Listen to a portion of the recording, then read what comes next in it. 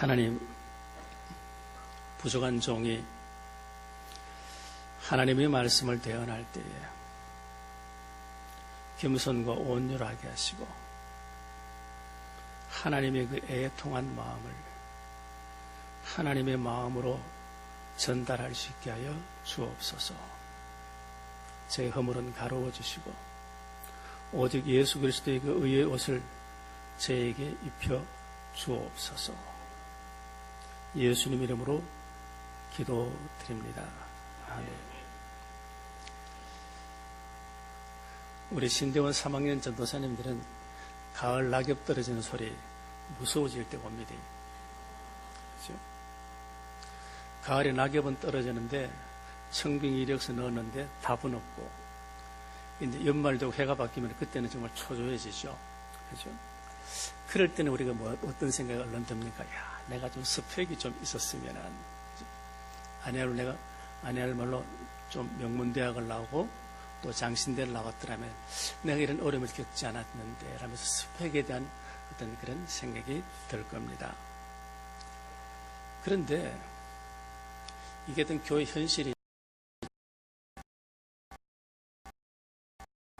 서울 쪽 이야기를 들어보니까요, 장신대와 영남신학교, 호남신학교, 부산신학교에 있는 게 아니고 장신과 단신이 있다고 합니다. 장신과, 근데 지방신학교는 그냥 뭘 쳐서 단신이라고 합니다. 이게 어떤 스펙의 어떤 아픔을 분명히 겪습니다. 아마 대구시내 한 300명 이상 출석하는 교회에 아마 영신 출신들은 거의 청빙 안 할걸요. 아무튼 그런 현실을 보면 아픕니다. 그럼 이런 영신 출신들을 보니까 우리들은 괜히 왜소해지고 내 자신이 약해질 때가 있습니다. 과연 이게 우리 맞느냐는 겁니다. 하나님도 우리들에게 있어서 이렇게 스펙을 보시는지, 하나님도 우리들에게 이 스펙 중심으로 우리를 평가하시고 대하실는지 오늘 본문의 말씀을 통해서 함께 서로 나눠보고자 합니다. 성경에서 유일하게 하나님의 마음에 합한 자, 유대인들이 영원한 자랑했던 이 다윗왕, 이 다윗왕은 놀랍게 그런 스펙이 없습니다.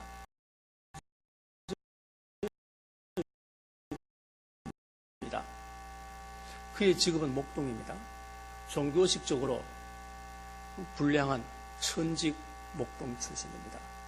그의 집안 가문 조모씨 같은 그런 황금 패밀리가 아닙니다. 그의 집안 내력을 보면요, 그의 증조모가 이방인 루시였습니다. 여호와의 총에 영원히 들어오지 못한 모압족 여인이었습니다. 그의 고조모는 더 화려한 스펙을 자랑합니다. 여리고성에 작은 시골 마을이잖아요. 그 고여있는 그 공동체에 너희 증조모가 누구고 너희 고조모가 어떤지 아는 이 다윗은 어렸을 때 놀림받는 사람이었지 어깨 펴고 다니는 그런 사람 아니었습니다. 거기에 더하여서 그는요, 그 가정에서도 그 부모로부터 그렇게 인정받지 못합니다. 우리 16장 앞에 15장에 나오잖아요. 15장에서 하나님이 아말렉을 도말하라고 사무엘을 통해서 사울 왕에게 명했습니다. 사울이 욕심이 들은 거죠. 사울이 욕심이 들어서 그러지를 않았습니다. 하나님이 진노하셨습니다. 하나님이 너무 섭섭하셔가지고 하나님이 그 사울에게 주었던 그 왕권을 빼앗아서, 그죠? 빼앗아서 이세의 아들, 베들레헴의 이세의 아들에게 기름 부어주라고 그렇게 말씀하십니다. 하나님은 너무 섭섭했고, 그죠? 하나님의 신정왕국 거기에 초대왕 사울을 세워서 그에게 하나님은 모든 기대를 그에게 쏟아붓고 그에게 사랑과 모든 것을 주었는데 그가 불순종하는 그걸 이제 하나님이 너무 가슴이 아파서 새로운 사람을 택하고 그때에 이 사무엘 역시 너무 슬펐습니다. 사무엘도 하나님의 그 마음을 아니까 사무엘도 근심을 하면서 밤을 새워서 기도했다고 합니다. 자, 그런 가운데에 이제 이 사무엘이 그 양을 찾아왔던 책임감, 하나님은 그 중심을 보신 겁니다. 너는 아버지의 양에 위해서도 목숨을 거는 그런 책임감이 있는 사람이라면 너는 나의 백성, 내 사랑은 내 백성으로서 너는 충분히 너의 목숨을 바치고 너는 너의 정심을 다할 것을 하나님은 보시고 그 책임감을 택하셨어요. 싸우면서, 골리앗과의 싸움에서 지금 하나님이 그 중심을 완전히 보셨습니다. 그 당시에 사울과 많은 군사들은 골리앗의 그 거대한 장신, 그 신장과 배틀치와 같은 그 창만 보았습니다. 그리고 그가 포효하는, 그야말로 호랑이처럼, 사자처럼 포효하는 그 포효 소리를 듣고 그들은 그야말로 꼬리를 내리면서 오줌 사기에 바빴고 어떻게 하면 도망갈까, 어떻게 하면 살아날까, 그렇게 도망갈 길을 찾고 있을 그때에 다윗은 그러지를 않았습니다. 다윗은 골리앗의 그 큼을 본 것이 아니라, 골리앗의 그 무기를 본 것이 아니라 그 골리앗 뒤에는 하나님을 보았습니다. 내가 아버지의 양과 염소를 칠 때 곰과 사자로부터 지켜주셨던 그 하나님이라면은 저 할례받지 않은 저 녀석으로부터도 하나님이 나를 지켜주실 것이라는 그 믿음의 눈으로 골리앗 뒤에는 하나님을 그는 보았습니다. 뿐만 아니죠. 또 그는 물맷돌 5개를 가지고 이제 골리앗 앞에 나가면서 뭐라 했습니까? 너는 활과 단창과 칼로서 내게 다가오지만도 나는 너가 조롱하고 너가 모멸하는 만군의 여호와 나의 하나님의 그 이름으로 너에게 나아간다. 전쟁은 칼과 창과 단을 내갖고 단 하나의 물맷돌로 한순간에 골리앗을 띄워버리고 골리앗의 그 칼로 그 목을 베어서 높이 들 때에 이스라엘 백성들은 거기에서 힘을 얻고 블레셋 군대를 순식간에 전멸시켰던 승장가를 불렀던 사람이 바로 이 다윗입니다. 그때 하나님은 다윗의 그 믿음을 보았던 겁니다. 그때 곰과 사자로부터 지켜주셨던 그 하나님이라면은 지금 이 골리앗으로부터 나를 지켜주신다는 그 믿음, 전쟁은 여호와에게 속했다고 하는 하나님에 대한 그 절대적인 믿음, 순전한 믿음을 하나님은 보시고 그 중심을 보시고 그를 불렀던 것입니다. 곧 하나님은 그의 스펙을 보고 그를 찾았고 그를 한 것이 아니라 그의 그 마음의 스토리를 보고 하나님은 그를 선택하셨던 것입니다.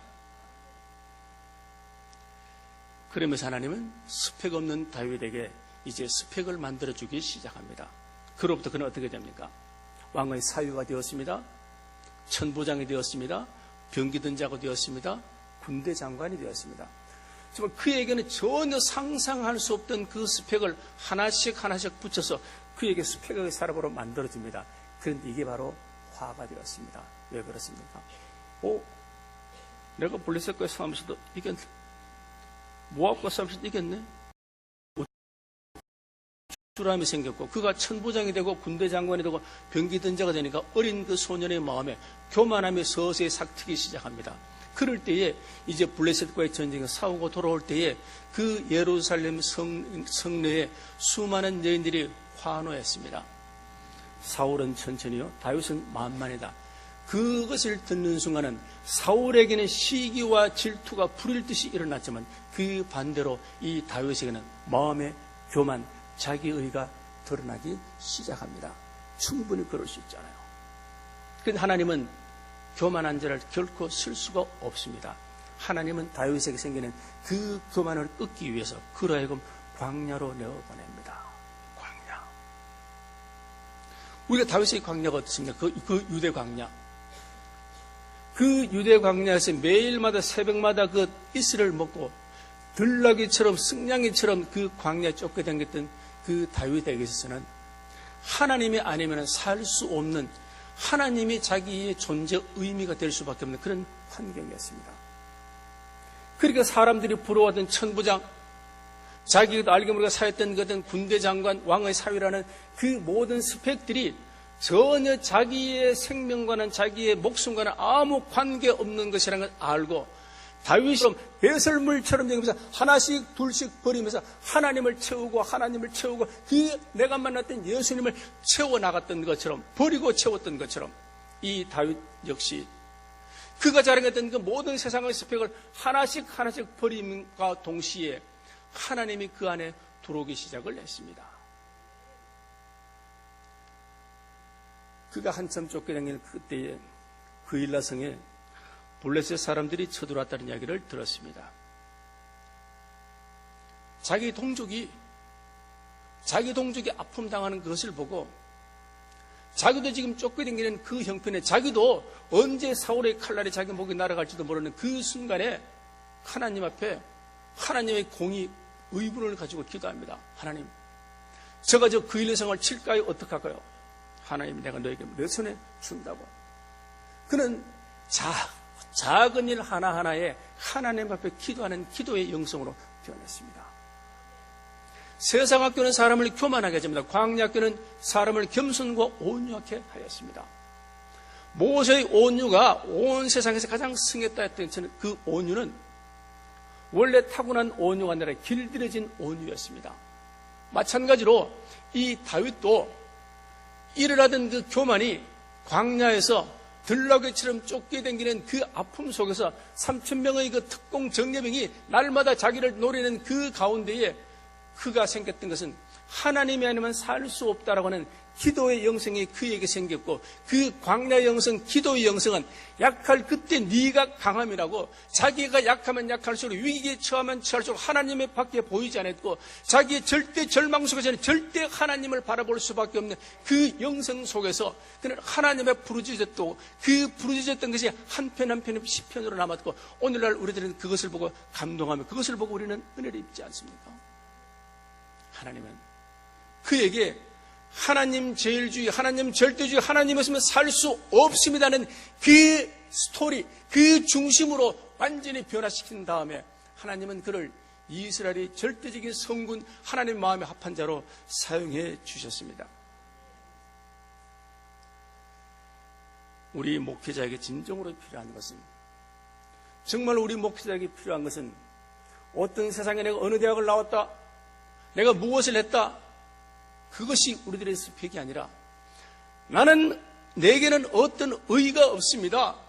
내게는 아무런 어떤 선의 어떤 능력도, 선의 의지도, 내게는 구원의 능력도 아무것도 없는, 오직 자기의 허물과 죄만 보이는 자기의 죄, 마음의 심령이 가난함, 애통함이 자기에게 보이는, 그게 하나님이 보시는 참된 스토리가 아니겠습니까? 하나님, 저는 하나님 아니면 살 수 없습니다. 저는 하나님 아니면 저는 존재할 수 없는 자입니다.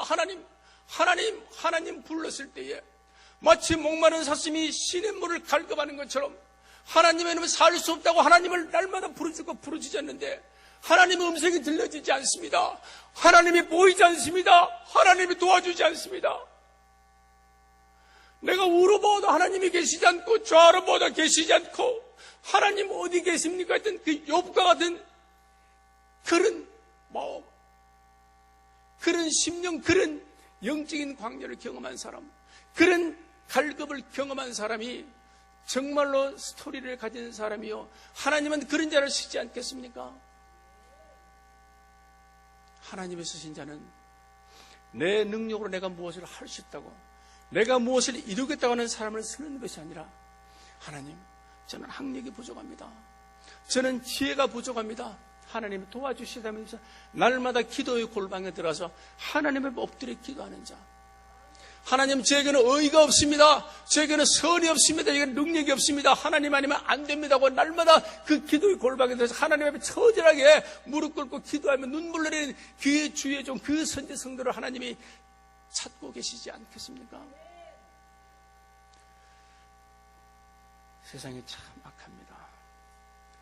이 악한 시대에 우리 목회자들, 우리 선지 성도들이 어떻게 살아야 하겠습니까?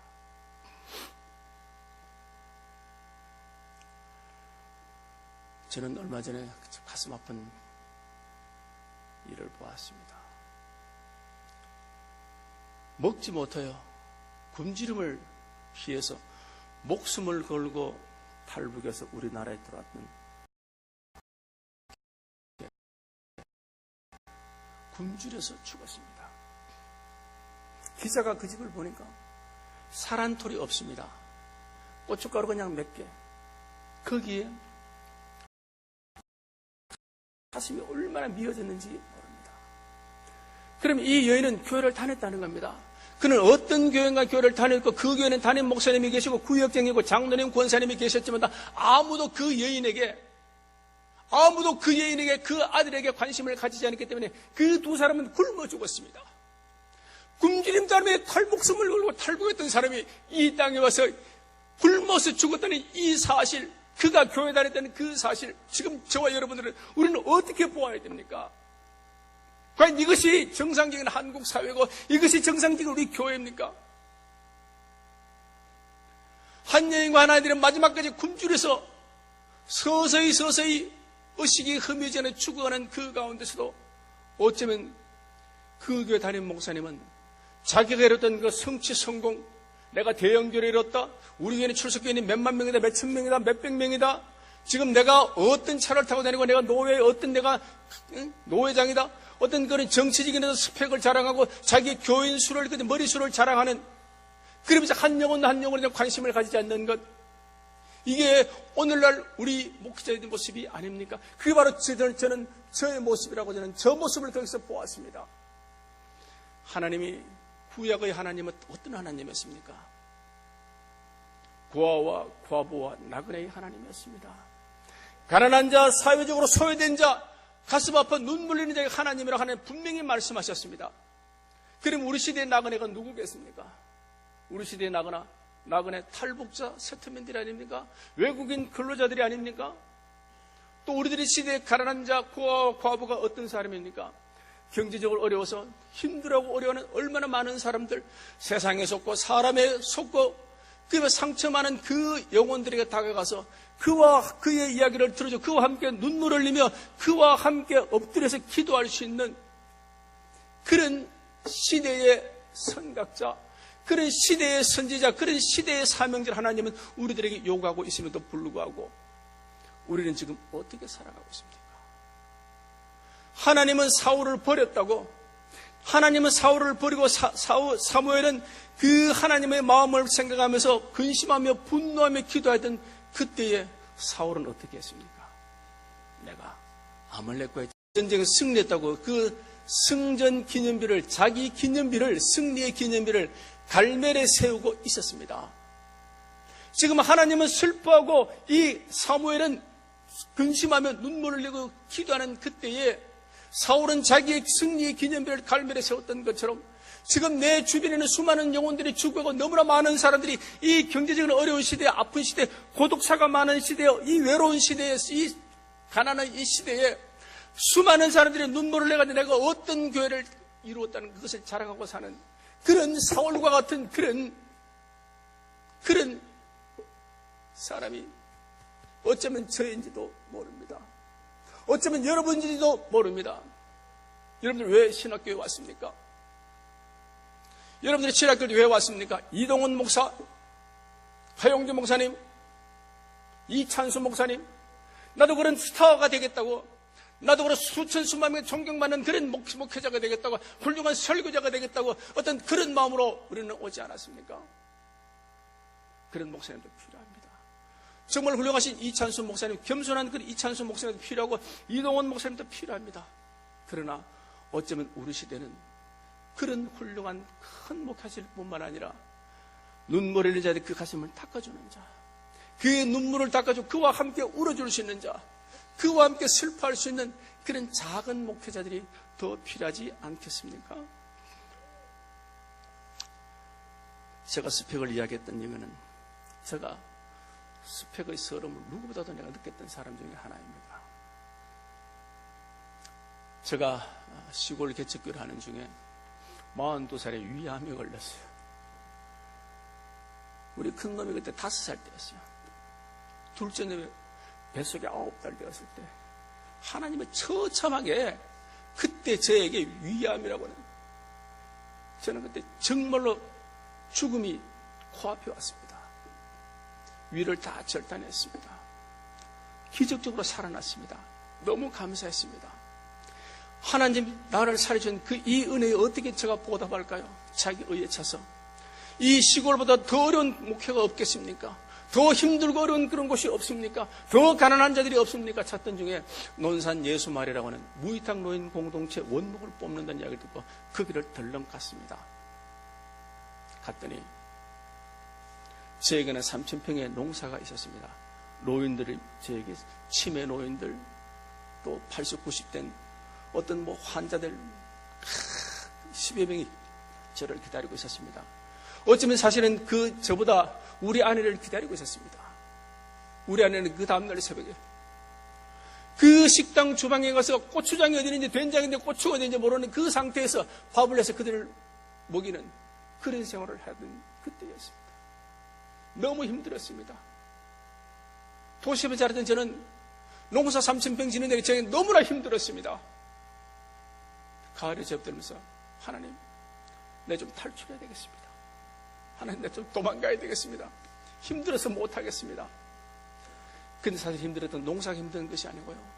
정말 힘든 것은 80, 90된 그 치매에 있는 분들한테 설교를 하지 못하니까 저 영성이 목사의 영성이 아니라 정말 어떤 무슨 머슴의 영성으로 점점 변해도 기도하지 않는 나, 하나님 말씀을 탐구하지 않는 내 자신의 어떤 영성을 보고 이래서는 안 되겠구나.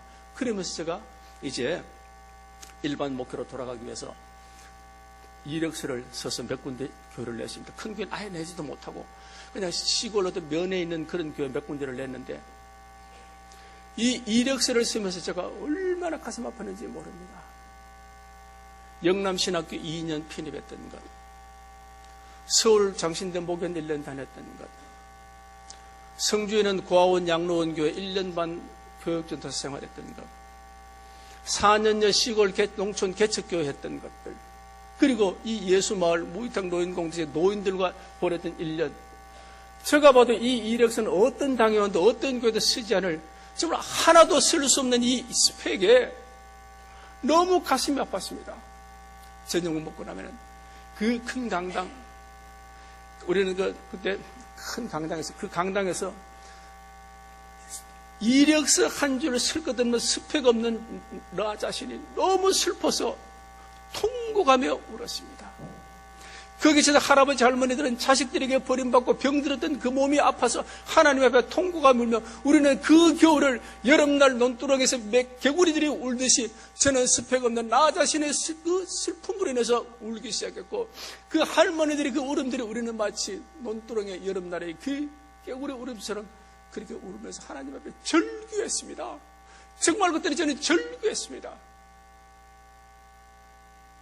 근데 사실은 저는 신학하기 전에는 우리 시대의 시험 치를 시대에 개성학교를 나왔습니다. 영남대학 법대를 나왔습니다. 서울에는 외국계 보험회사를 다녔습니다. 그래도 남들이 크게 빠지지 않고 살았던 세상의 스펙은 있었는데 하나님 앞에는 아무 스펙은 무스펙, 무수제였습니다. 너무 가슴이 아팠습니다. 통고가 절규했습니다. 하나님 이러실 수 있느냐고.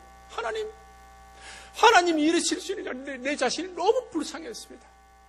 내 자신이 너무 불쌍한 내 자신, 절규했던 저의 기도 하나님 들으시고 이제 대구 근교의 시골 교회로 뽑아주셨습니다. 우리 큰아들은 그때 비로소 텔레비를 봤습니다. 그때 국민학교 1학년 입학할 그때 텔레비라는 걸 처음 보았습니다. 그게 제 목회 스토리입니다. 그게 제 목회 스토리입니다. 근데 저는 그래도 괜찮았습니다. 지금 우리나라에 얼마나 많은 개척교회 우리 동력자들이 있지 않습니까? 얼마나 많은 시골 농어촌 교회에 그런 아파하는 그런 목회자들이 있지 않습니까? 그리고 그들이 있다면 그 주변에 얼마나 많은 양들이 있지 않습니까? 우리는 그 양들에게 형편의 관심을 가지고 그 양들을 돌아봐야 되지 않겠습니까? 근데 우리는 지금 무엇에 꿈꾸고 있습니까? 이 시대의 모든 세상과 모든 어떤 교회와 모든 사역자들은 어떤 양지와 양지를 찾아다닌다 할지라도 어떤 사람은 그런 음지를 찾아다니는 그런 사람이 있어야 되지 않겠습니까? 제가 그때 그 이력서를 쓰고 밖으로 나가기 위해서 가는 중에 매일 아침 묵상을 하는 산책로가 있습니다. 아침 먹고 이제 산골짜기를 따라 쭉 올라가는 산책로가 있습니다.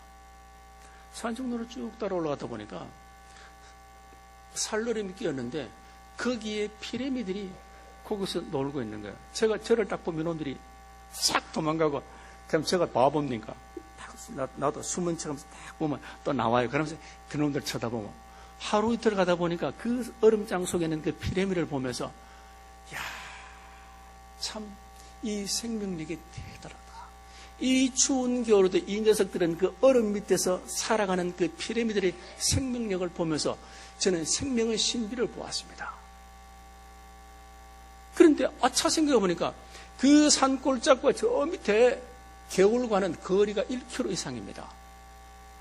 그럼 도대체 이 산골짜기는 하나님이 공수해 보낸 거야? 이게 어떻게 된 거냐? 가만히 생각해보니까 지난 여름 몹시 비가 내리던 그 장마 때 산에서 그야말로 그냥 막 폭포수처럼 산에서 물이 그냥 홍수 때 떠내려가서 그것이 마을 냇가로 흘러갈 때 그때 몇 마리의 고기들은 그 탕류를 물살을 꺼치고 헤치면서 그 거슬러 올라갔던 그 몇 마리의 고기들이 놓았던 그 피레미가 아니겠습니까? 우리 이 시대에 음란하고 악하고 폐역한 이 시대에 누군가는 이렇게 거꾸로 시대를 역류할 수 있는 연어와 같은 그런 목자, 그런 선지생도가 필요하지 않겠습니까? 지금 우리 시대는 바로 선지자, 이 시대에 하나님이 무엇을 말씀하시는지, 이 악하고 폐역한 시대에 무엇을 하나님 말씀하시는지 그것을 대언할 수 있는, 시대를 볼 수 있는 그런 냉철한 그런 선지자가 필요하지 않습니까? 여러분은 선지학교에 오른 선지생도들입니다. 이제 내가 영남신학교 다닌다는 그것이 내게 아픔이 아니라 내가 낮은 사람들과 함께 지낼 수 있던 나의 하나님 내 길을 정해 주다 생각하면서 그 길이 어떤 길이든지 그 길이 하겠다고.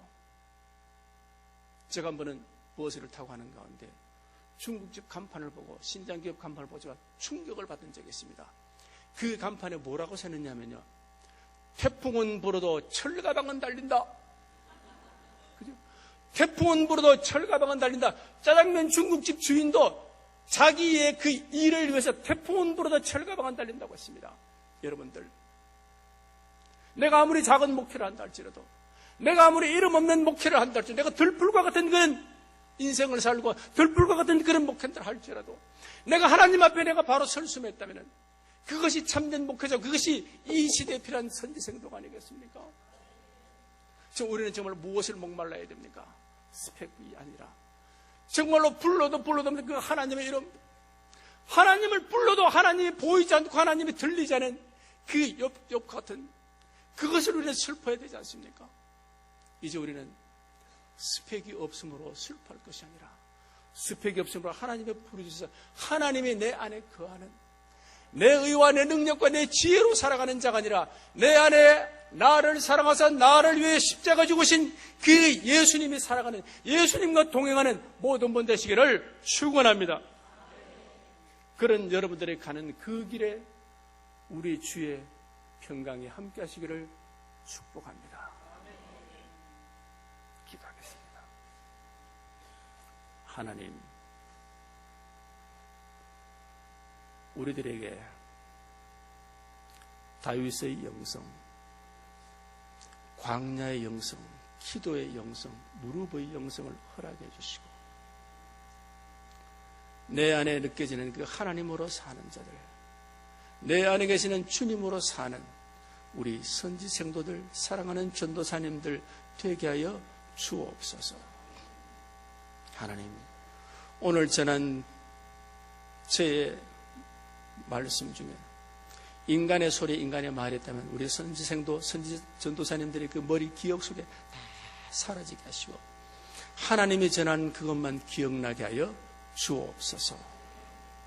예수님 이름으로 기도드립니다. 아멘.